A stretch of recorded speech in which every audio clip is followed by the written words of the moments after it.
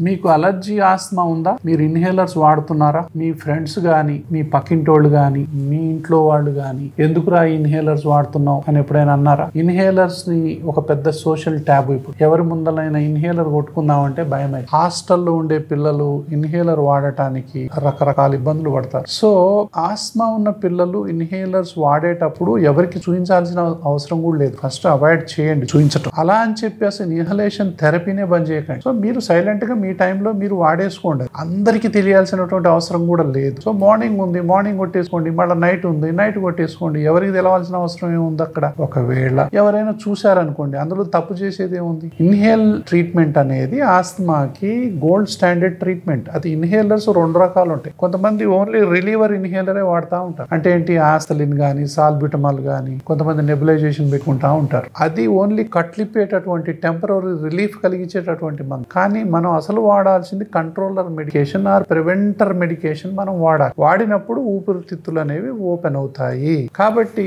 ఈ ఇన్హలేషన్ మీద ఉన్నటువంటి అపోహలు, అనుమానాలు ఇంకా ఏ మందుల మీద ఉండవు. కానీ గమ్మత్ ఏంటంటే సరి అయినటువంటి ఇన్హేలర్ గనక సెలెక్ట్ చేస్తే వాటంత సేఫ్టీ ఇంకేవి లేవు, వాటంత సమర్థవంతంగా పనిచేసేవి ఇంకా ఏవి లేవు, అవి ఇచ్చినంత హ్యాపీనెస్ ఇంకేవి ఇవ్వవు. అంటే వయసుని బట్టి, వాళ్ళ బరువుని బట్టి, వాళ్ళ జబ్బు యొక్క స్టేజ్ ని బట్టి ఇన్హేలర్ డిసైడ్ చేయాల్సినటువంటి అవసరం ఉంటుంది. ఎవరు పడితే వాళ్ళు ఇన్హేలర్స్, ఏ ఇన్హేలర్ పడితే ఆ ఇన్హేలర్ వాడటం అనేది ఖచ్చితంగా తప్పే. కాబట్టి అలర్జీ ఆస్తమా మీద అవగాహన ఉన్నటువంటి డాక్టర్ ని సంప్రదించి ఏ ఇన్హేలర్ వాడాలి అనేది మీరు గనక తెలుసుకున్నట్లయితే మీ జీవితం చాలా హ్యాపీగా ఉంటుంది. ఇప్పుడు నేను చెప్పేటటువంటి దీనివల్ల నేను లాంగ్ ఇంటర్వ్యూ ఇవ్వలేను. మీరు కింద ఉన్నటువంటి ఆ లింక్ ని క్లిక్ చేసినట్లయితే మీకు ఎలాబొరేటివ్ ఇంటర్వ్యూస్ ఉంటాయి. మీకున్నటువంటి అనుమానాలు అన్ని కూడా దూరం అయిపోతాయి.